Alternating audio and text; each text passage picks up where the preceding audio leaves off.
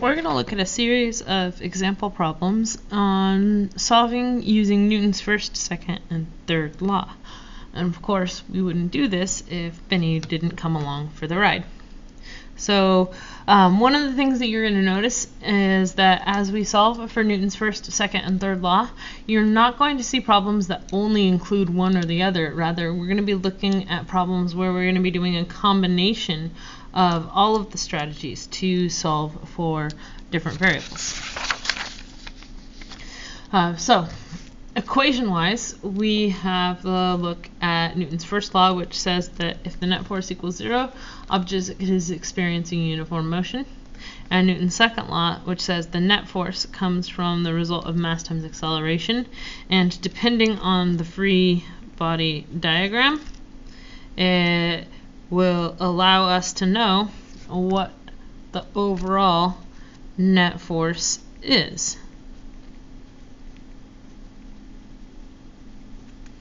And that will equal mass times acceleration.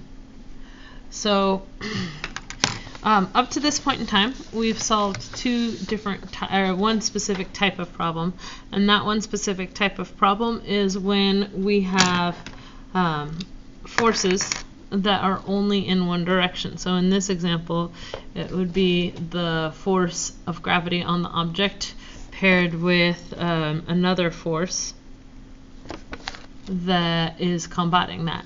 And so in this situation, the net force would be added directly by saying that the net force of this object would be the upward force, subtract from the downward force, where that that negative sign is a result of that downward direction, and that would give us the mass times acceleration. Alright, so if we were going to solve in this situation for acceleration, we would say that acceleration equaled F air minus mg all over the mass of the object. And if we were going to solve for the force of air resistance, it would be ma minus mg. So here it gives us a really clear example of how powerful this concept of Newton's first law is and Newton's second law. And we can solve in a variety of situations. But we've also solved for problems like this, where we've solved for forces in two different directions. But when we consider this situation, and we have to break it down into fx and fy, remember always when we do that, we have to set our axis, and it has to make sense. So we'd make that our y, and this our x. Right? We know if an object is sitting on a flat surface, not going anywhere, that the sum of fy is going to equal 0 or have no acceleration. So that means that we'd have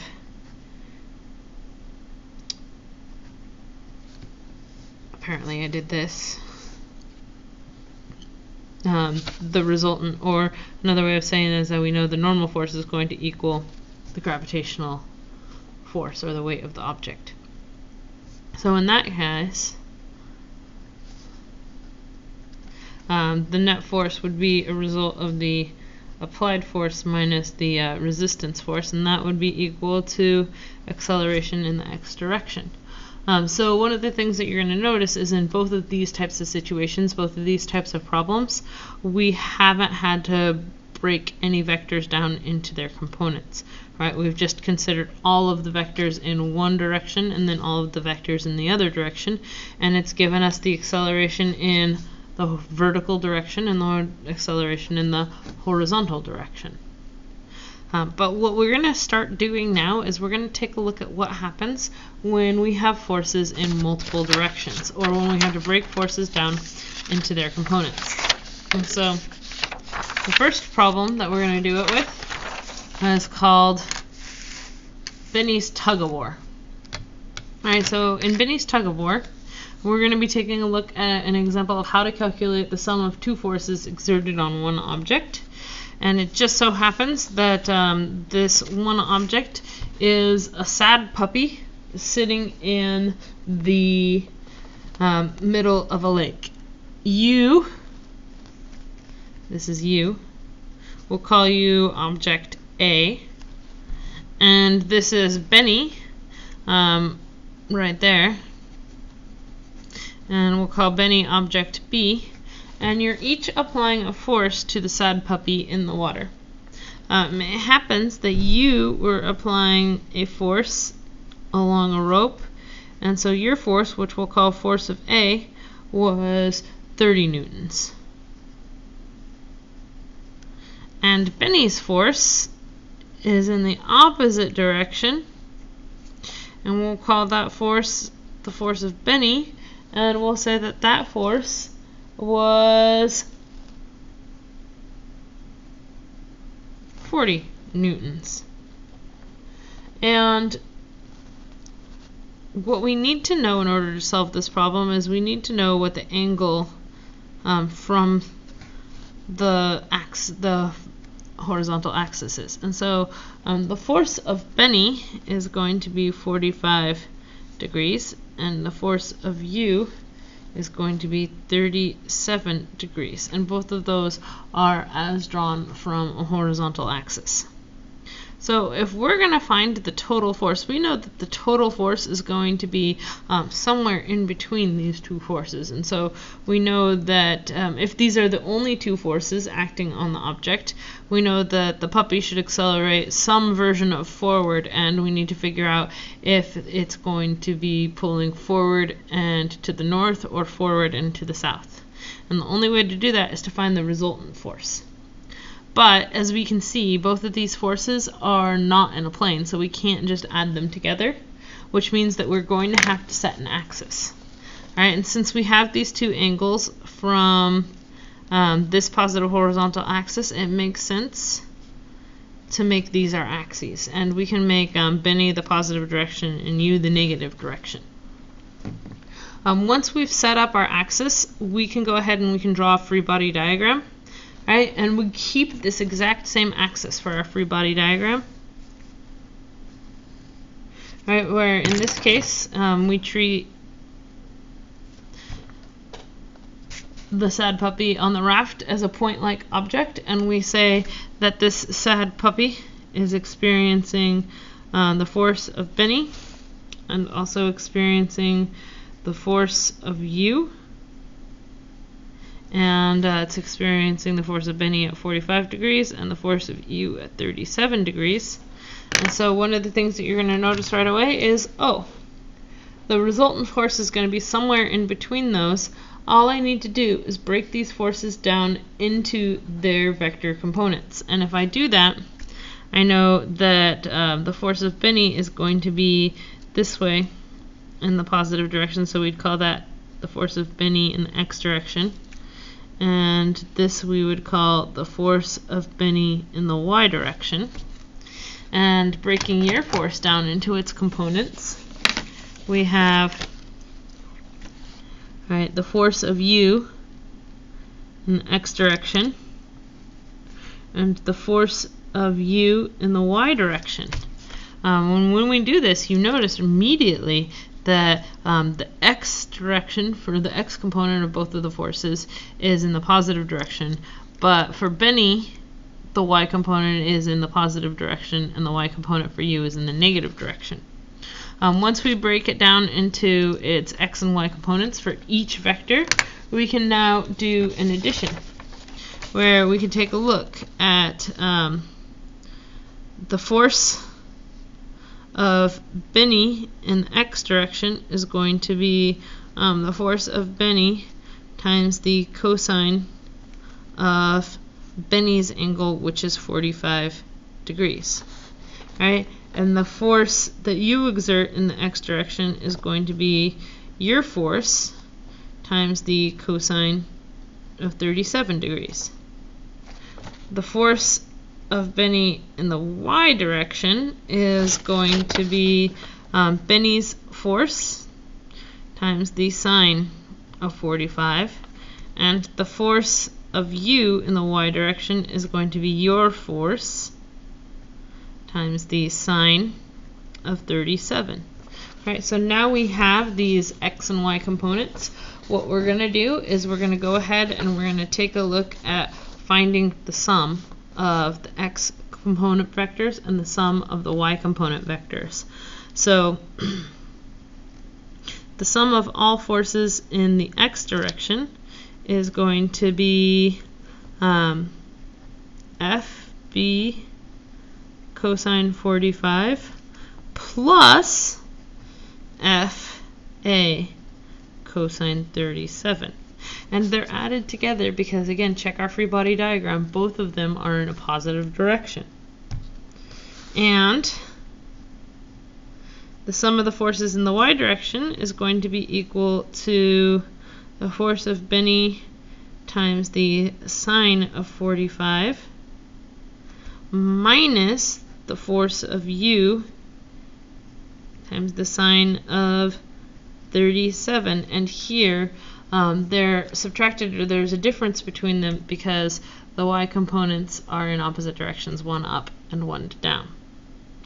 So now that we have these values, we can take a look at the resultant, which is going to be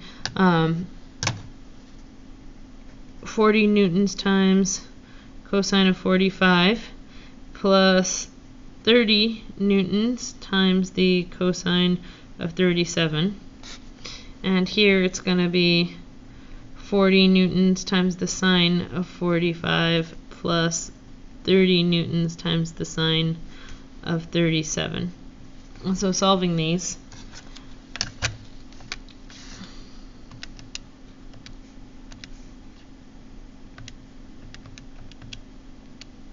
you get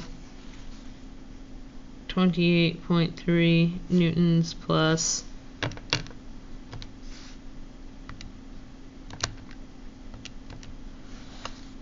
24.0 newtons, and adding those two together you get a total of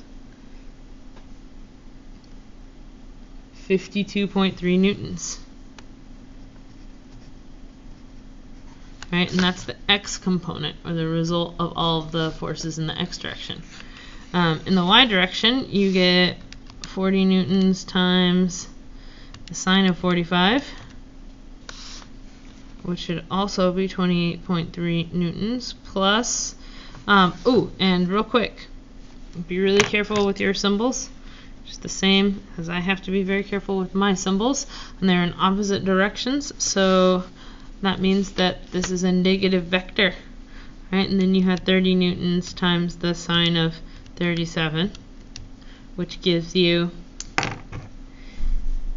18.1 newtons. And so when you take those differences, you have a value of 10.2 newtons. Right, now we haven't finished this tug of war. All we know is that the resultant vector, or the sum vector, has an x value, or an x component, that is 52.3 newtons, and a y component that is 10.2 newtons. So that must mean that our sum forces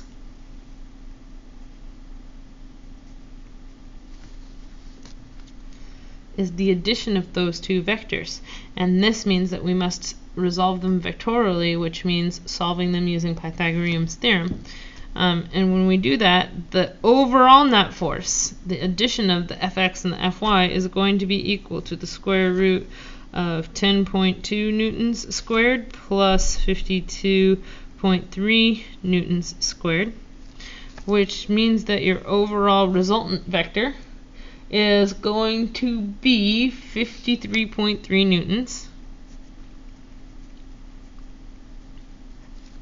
Right, that's the magnitude of that vector. But you notice it's got an angle. It's somewhere above the horizon. And so in order to find that, we have to find the ratio between the tangent to the angle and opposite over adjacent. So 10.2 over 52.3.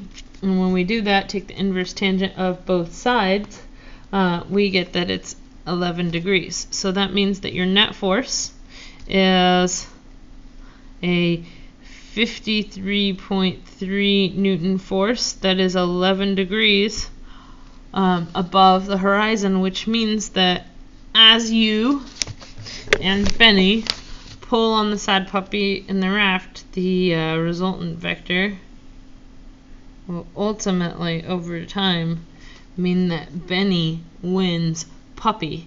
And likely, if Benny doesn't stop his pull, you are going to win wet and muddy shoes. The problem that is most like this problem, as far as your example problems are concerned, would be example problem number 22.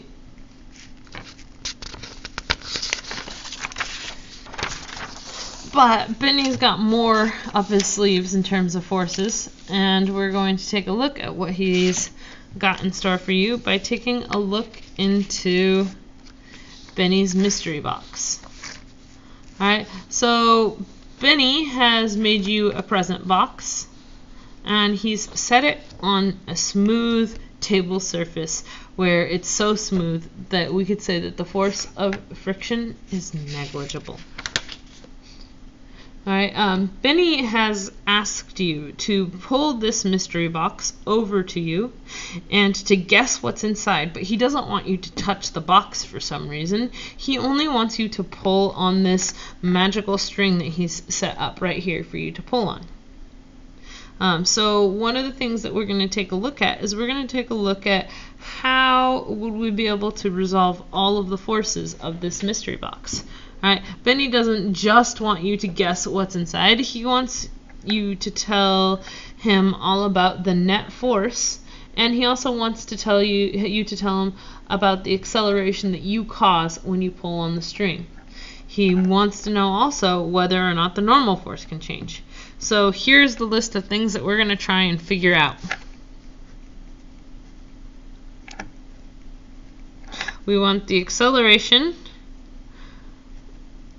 when you pull with a force of 40 newtons at an angle of 30 degrees above the horizon.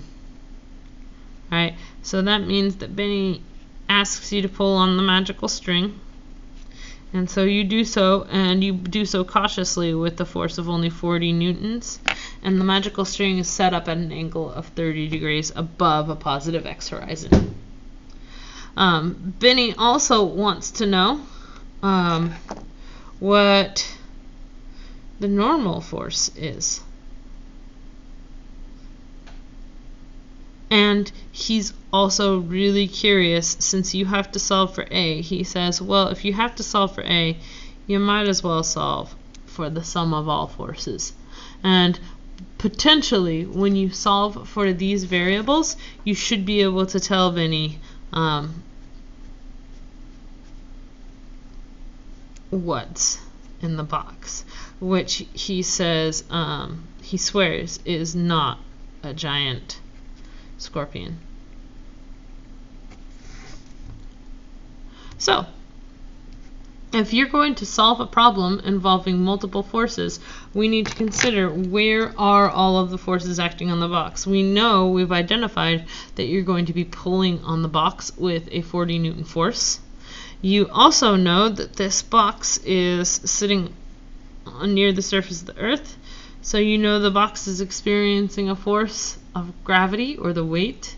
And you also know, originating from the contact point between the box and the table, it's experiencing some normal force, which means that we can identify 1, 2, 3 forces on the box. You're going to notice that we aren't drawing in a resistance force or a force of friction, because this table is so smooth we can consider it frictionless.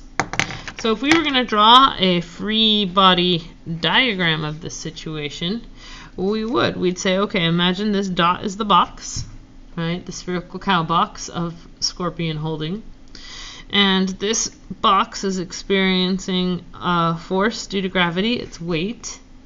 It's experiencing a normal force, and it's also experiencing a pull that happens to be 30 degrees above a positive x-axis. This box, when you pull it, it's going to move or accelerate across the table. So we have to look at this situation and we have to say, okay, well, what do we know? We know that the sum of all forces equals mass times acceleration. We also know that this box has forces in more than one direction, so we're going to have to break it down into its components and solve for each component individually. Alright, since we're going to be breaking it down into its components and solving each component individually, one of the first things that we're going to take a look at is we're going to take a look at the fact that when you pull on the string, the box is going to accelerate horizontally. You're not lifting the box up off of the table, so that means that the sum of all forces in the y direction is going to be 0 because the box is not accelerating off of the table. And we also know that since it's accelerating horizontally, that whatever force you get in the horizontal direction will be responsible for all of the acceleration of the box. Since we have two forces along the up and down plane, when we set our axes, I would highly recommend the vertical axis as your y, which would make the horizontal your x, which means that we're not going to have to be breaking down the normal force and the force of gravity into components, but we are going to be breaking down your pulling force into its x and y components. So when we do this, we could first take a look at all of the forces in the x direction, where if we set our axes so that it's completely vertical, we'll make this positive and this negative. Neither the normal force nor the force of gravity have any component in the horizontal direction, which means that the x force is solely being caused by the x component of your pull. We also know that when we consider all of the forces in the y direction, well, that would be all of your normal force, all of your weight, and also the y component of your pull, which means the y component of your pull happens to be in the positive direction.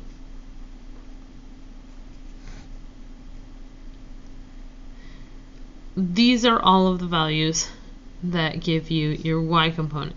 Now, we've broken the forces down into their x and y components. We have to consider Newton's first law applies in the y direction because those forces are not causing an acceleration. So the net, or the sum, of all of these forces must equal 0. The x component force, however, is definitely causing all of the acceleration that the box is going to experience. All of that acceleration will be in the x direction. Now, since we know our components, we know that the sum of the forces in the x direction is going to be equal to the pull times the cosine of 30 degrees, and that will be equal to the mass of the box times acceleration. We know in the y direction that the normal force minus gravity plus the pull times the sine of 30 will equal 0. So the net force needs to be solved for here. So you might ask Benny, you might say, hey Benny bro, could you please tell me what the mass of the box is? And Benny might say, sure, the mass equals 10 kilograms. So then you say, thank you so much, Benny, because I know that my pull force is 40.0 newtons times the cosine of 30, and that will equal some 10 kilograms times acceleration. So acceleration will equal the cosine of 40 newtons, the cosine of 30 times 40 newtons divided by that 10 kilograms. So in this circumstance, our acceleration will be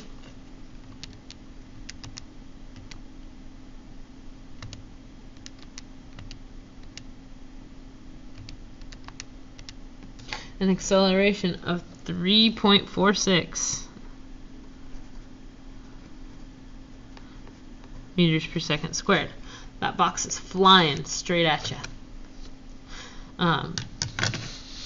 So what have we figured out so far? We've figured out that the net force is exclusively in the x direction, and that it causes an acceleration in the horizontal direction of 3.46 meters per second squared. We don't know what the normal force is yet, but we can take a look at this number logically. We know that the normal force is going to be a component of the y.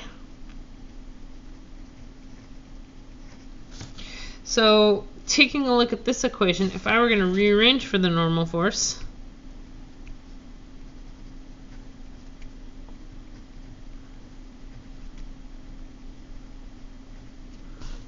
right, I know that the normal force in this situation is going to be less than the weight of the box. It's going to be less than the weight of the box because the weight of the box is in a downward direction, but we had two forces balancing that downward force. Another way of saying that is that the weight of the box has to be equal to the normal force plus the force of your pull in the y direction. But we can solve for the normal force. In this case, the normal force is going to be equal to mg, so that's going to be 98.0 newtons minus, this is going to be 40 times the sine of 30 over 20. So that means that the normal force is going to be a 78 Newton upward force. And it makes sense when we take a look at this, right? That normal force is less than the weight of the object because you're pulling up, therefore you're actually relieving some of the Newton's third law reaction force here, right? Remember that this object, right, along this surface, if this object is pushing down on the table with mg, then that means that the table is going to be pushing up on the box with an equal and opposite force, negative mg, which just happens to be what the normal force is. Remember that when the box pushes down on the table, it exerts an mg on the table. We don't include this mg right at this boundary. We don't include it into the free body diagram because this is getting exerted on the table. Whereas we do include this negative mg, which we call the normal force, because this is getting exerted on the box. And that's why that normal force shows up in our free body diagram, whereas its reaction pair force on the table does not show up. But it makes sense because if we pull up on the box with any little bit of force, that means that the action pair, right, the downward force that the box is putting on the table is going to be less than its weight. So as that force reduces, so will the reaction force on the box reduce as that happens. It doesn't change the weight. You notice that when I talk about this being reduced, I'm talking about it as the force on the table. I'm not talking about it as the absolute weight of the box on the surface of the earth. Those are two completely separate things. So that's a way to look at the mystery sample box. And so when you get your answers, when you see that the box accelerates towards you at 3.46 meters per second squared, and that the normal force changes to 78 newtons, you say, hey, Benny, I don't see how this tells me what's in the box. And Benny just looks at you and says, okay, fine, is giant scorpion.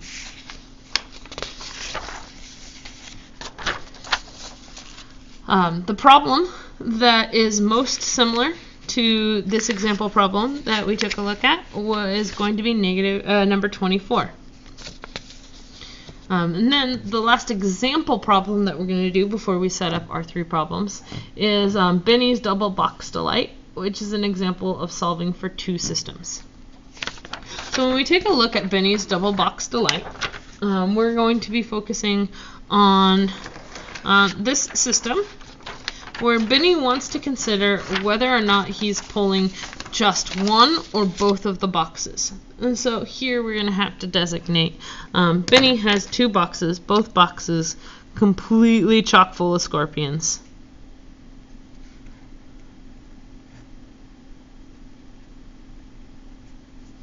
All right.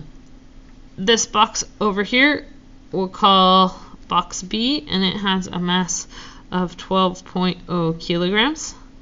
This box over here we'll call box A, and it has a mass of 10 kilograms. There are exactly 1.4 fewer scorpions in that box. Don't ask, it's Benny. And Benny is pulling on this string right here, and his pull is a 40 Newton pull. So if we were to consider this situation, Benny wants to know what he wants to know what the acceleration of each box is. He wants to know what the acceleration of box A is. He wants to know what the acceleration of box B is. All right, he would really love to know what those accelerations are. If he pulls on one box, is the acceleration going to be the same? Is it going to be different? What will happen if he pulls just one box? Can he make just this one box accelerate? And he also wants to know not just what the acceleration of the boxes are, but he wants to know what's going to be the tension in this cord right here in between the two boxes. Alright, so we're going to be looking at what that tension is and what the acceleration of the two boxes is. Now, looking at this already, we're probably thinking, oh, what are we going to do? There's two different boxes. But as you notice, this is an example of solving for two systems. And if this is an example of solving for two systems, then that must mean that we should be creating two free body diagrams. One free body diagram for the first box, and one free body diagram for the second box. One thing that I want to make sure to establish is that this is a smooth surface, so we can neglect friction. And if we do that, then we could consider this is box A and this is box B. So that's free body diagram for box B. This is free body diagram for box A. Now let's consider what forces are acting on box A. So when I study this, I look and I say, okay, well, box A is for sure experiencing a weight because it's sitting on a table. And it's also considering a normal force. And it's also experiencing the pull of Benny in the horizontal direction. And it's got a string over here, and that string is attached to another box, so there's going to be tension in it, and that tension is going to be in the reverse direction. This should be all of the forces acting on this box, right? Benny pulling this way, the normal force up, the force of gravity down, the tension right here. And now we can consider what forces are acting on the free body diagram for box B. Well, there's a few that should be intuitive, like the fact that gravity is working, the normal force is working, and the last one is that the string is pulling the box in that direction. So that means that when we draw the free body diagram of the second box, we've got mg, ft, and Fn. Now, if we're going to have any sort of relationship between these, we need to distinguish, which means that we're going to call this the normal force of box A. We're going to call this the normal force of box B. We're going to call this the mass of box B. We're going to call this the mass of box A. We're going to call this the force of tension on box A. We're going to call this the force of tension on box B. The pulling force is only experienced by box A, so we can call it at that. Now, if we're going to be doing this, then a few things that we need to take a look at is we need to take a look at where is Newton's second law, where is Newton's first law. Alright, if we pull on the string, if Benny pulls on the string and there is no resistance force, that means that the boxes should accelerate toward Benny. So that means that the acceleration is in the horizontal direction. We need to establish our axis really quick. So I'm going to say that x is horizontal, y is vertical. And we're going to say that up is positive and to the right is positive, which makes down and to the left negative. So for box A, I'm going to do the sum of all of the x forces for box A and the sum of all of the forces in the y direction for box A. And when I do that, I know that Newton's second law is going to apply in the horizontal direction. Newton's first law is going to apply in the vertical direction, because when we apply a force on the horizontal plane, the boxes will not accelerate up or down. So I know that the net force in the y direction for box A will be 0. So that means that if I consider the boxes forces in the y direction, it's going to be the normal force of box A minus the mass of box A times gravity, and that will equal 0. Those are all of the forces in the y direction. For the box, one of the things that I'm going to take a look at is I'm going to take a look at what's happening in the x direction. I established that to the right is positive, to the left is negative, so that means that the pulling force minus the tension force is going to be equal to the mass of box A times its acceleration. Alright, so I haven't solved anything. All I've done is I've applied Newton's first and second law to the situation to figure out what the components of the net force are. So I have the net force in the y direction and the net force in the x direction. And clearly we can see here that the sum of all of the vector components for box A are going to result in only horizontal acceleration. I can repeat this for box B, where I find the sum in the x and the y direction. Right, in the x direction, it's just going to be the force of tension for box B, and that will equal the mass of box B times the acceleration of box B. And in the y direction, I have the normal force of box B minus the weight, and that will equal 0. So now I have a lot of unknown variables, and I'm going to have to solve for them. Right? I know that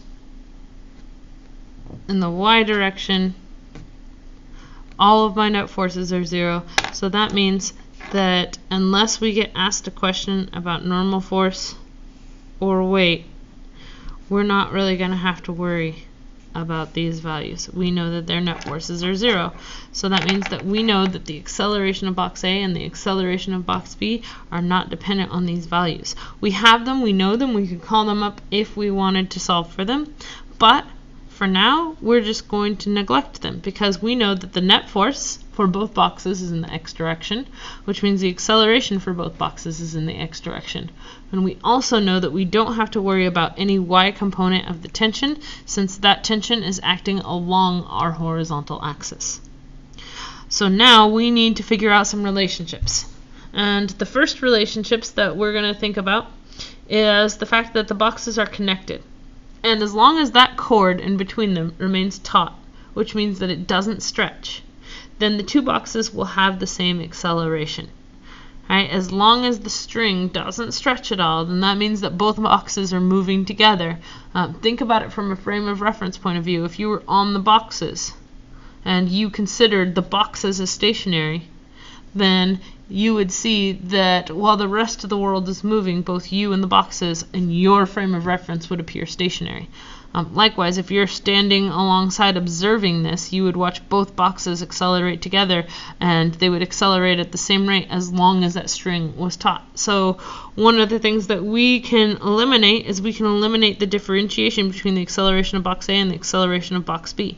We can say that the acceleration of box A is equal to the acceleration of box B because they're attached to the same string and will be accelerating at the same rate. So we will drop that value and we will just call them acceleration. So that's going to be helpful because now I can take this equation and I can rewrite it so that the Fx equals force of tension on box B, which is equal to the mass of box B times some overall acceleration. And over here I can say that the sum of all forces on box A is going to be equal to the pull force minus the force of tension, which will be equal to the mass of box A times some overall acceleration. And it's the same for both boxes. And we used this idea, the fact that as long as the string stays tight and the cord doesn't stretch, the two boxes will have the exact same acceleration. Now here's another thing to consider, and that other thing to consider is that the force of tension is along the same string. And one of the things that we took a look at is we took a look at the fact that when you pull on a string, the force on the string is the same all throughout, which means that the force on the string is the same here as it is here, which means that the force of tension that box A is experiencing happens to be the same force that box B is experiencing in tension. The only difference is that they're in opposite directions. As you can see here, the force exerted by the string on box B is in the positive direction. Here, the force of the string is exerted in the negative direction. So that means that since the force is experienced the same magnitude in opposite directions for the boxes, hey, that sounds an awful lot like Newton's third law, then we could take a look at actually removing the A and the B and just calling the force of tension for both of them Ft. And that would allow us to rewrite our values as saying that the force of tension for box B is equal to the mass of box B times its acceleration. And over here, the difference between the pull and the tension will equal the mass of box A times acceleration. Now we have two unknowns, acceleration and tension. But if you look, both equations have the same unknowns, acceleration and tension, which means we could use a system of equations or plug in one unknown for the other. So we can solve for acceleration by substituting in, sorry, lights went out. By substituting in MBA for the force of tension in this equation, which would make the pull minus MBA equal to MAA. And if I rearrange this equation, I'm going to get that the force of pull is equal to the mass of box A plus the mass of box B times acceleration. Here all I did was move the mass times acceleration over to the other side and factor. And if I'm solving for acceleration, then I would say that acceleration is equal to the pull force over mass of box A plus mass of box B.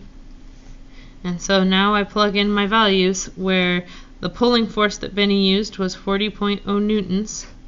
The mass of box A was 10 kilograms. Mass of box B was 12 kilograms. So I'm actually solving for 40 divided by 22. So I'm actually getting an acceleration of 1.82 meters per second squared. That's the acceleration that both of these boxes are experiencing when they get pulled together on a frictionless surface attached by a string. The other question that we asked is, what is the tension? Well, the tension we see is represented in this equation and in this equation.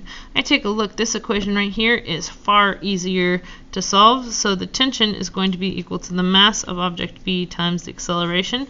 So I'm going to plug in that 1.82 meters per second squared times the mass of object B, which is 12 kilograms, and I will solve for the tension of 21.8 newtons. I could have solved it over here, where I would plug in 40 newtons minus Ft would equal 10 kilograms times 1.82 meters per second squared. And when I solve this equation and resolve it, I would get the exact same answer. I would also get 21.8 newtons. And when we go back and when we check, it makes sense, right? When you pull two objects with the taut string that doesn't stretch, both of them will accelerate the exact same amount. Likewise, it makes sense. We could say that as long as this box and this box are getting pulled and the string is taut, it makes sense that the tension that this box experiences is the same as the tension that this box experiences. The only difference is the direction with which the boxes are experiencing it, which we definitely take into account when we resolve our values.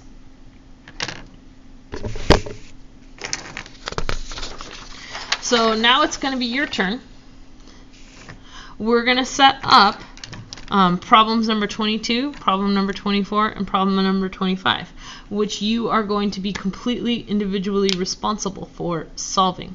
But we're going to go ahead and we're going to read through each of the problems together and do a little bit of setup before you resolve them. So turn to page 99 in your textbook.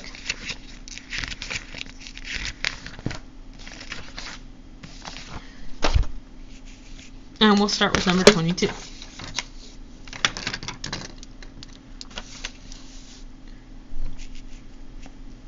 And let's go ahead and let's separate this into a second video.